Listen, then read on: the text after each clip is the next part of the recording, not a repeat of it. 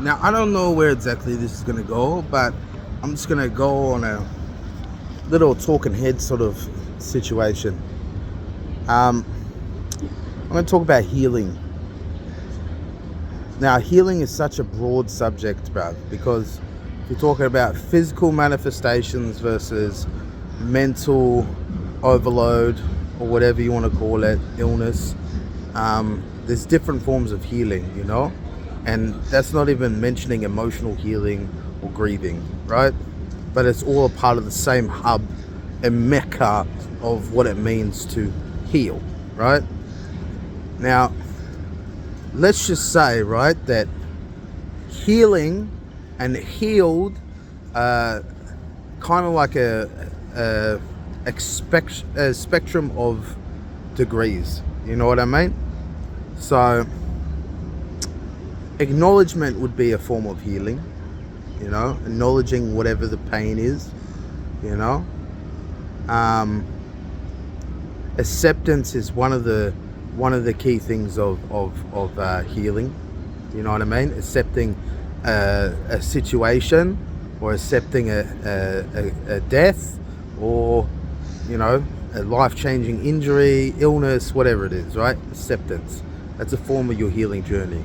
Now, to say that you were healed, I think, is a stupid statement, but I am learning to understand what it actually means to be healed. So, say for example, right?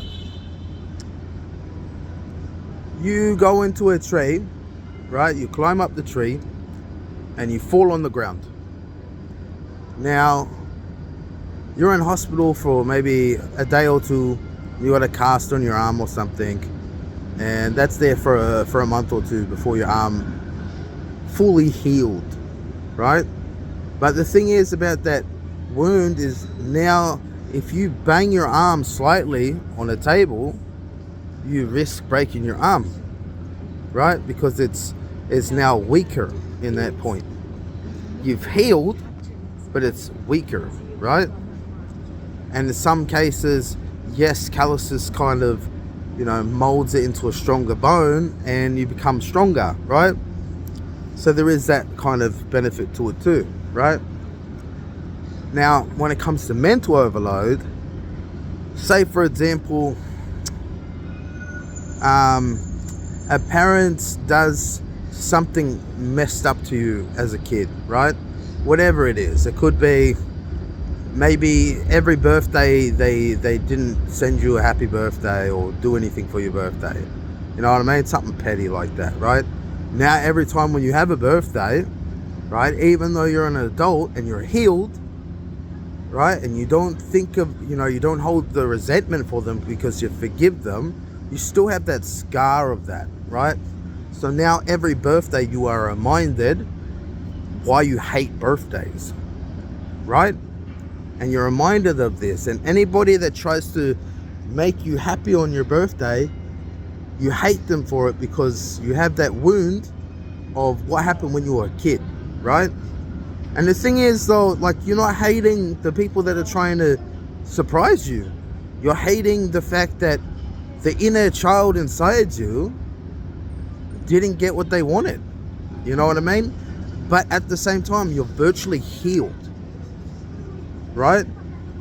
But you're not healed because you have a scar as a reminder that says, hey, this happened to me and this is how I react to situations in the future because this is what happened to me, right? Now, the virtues of all these lessons that you learn from pain is good because it helps you stay away from certain situations. But that same thing that protects you from situations prevents you from healing further. Isn't that ironic, bruv, right? The same coping mechanisms that you've used your whole life become a cope in itself. You know what I mean? You have to rewire yourself.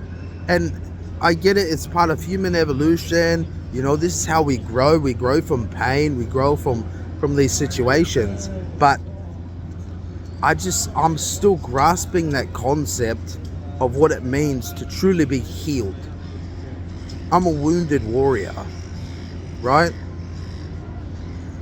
And I think everyone is. And I think everyone is somewhat, broken, and they're never going to heal in some aspects. They're still going to hold on to that trauma. They're still going to hold on to that inflammation, whatever it is. They're still going to hold on to that in some way.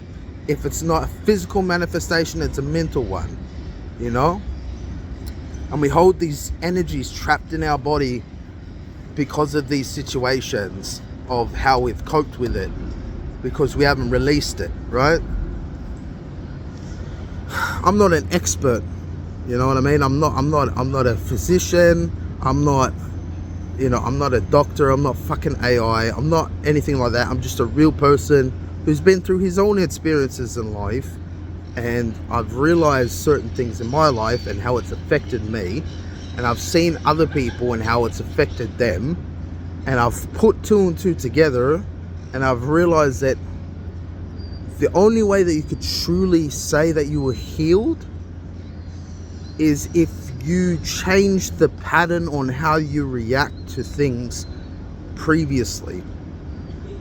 Do you know what I mean? And also like how you, I guess, retell yourself the story of what that pain means to you. You know what I mean? And I feel like that's the only way to be healed. You're still going to be triggered, but you might be triggered less now, or if you do get triggered, you have a different story to tell because of it, right? Now, when it comes to physical ailments, bruv, we can talk about medicine, we can talk about energy, we can talk about willpower and mindset, we can talk about all these things, but really, bruv, it's one of those things where, it's one of those things where it's not in your control, really. The only thing you have control of is how you perceive what's happening in that moment, and how you are actively trying to overcome something, and this is a terrible example, but say you're someone that has cancer, right? And I know this is a horrible example because anyone that's had cancer knows how fucking difficult that is, man. So what I will say, right, and for people that I have seen that have gone through it a few times and have survived on the other end, the one thing that they learn from it is to enjoy life in the moment instead of thinking of the future all the time. Another thing that I learned from them is to be patient and let go of certain things that they've been holding on to, and at the same time,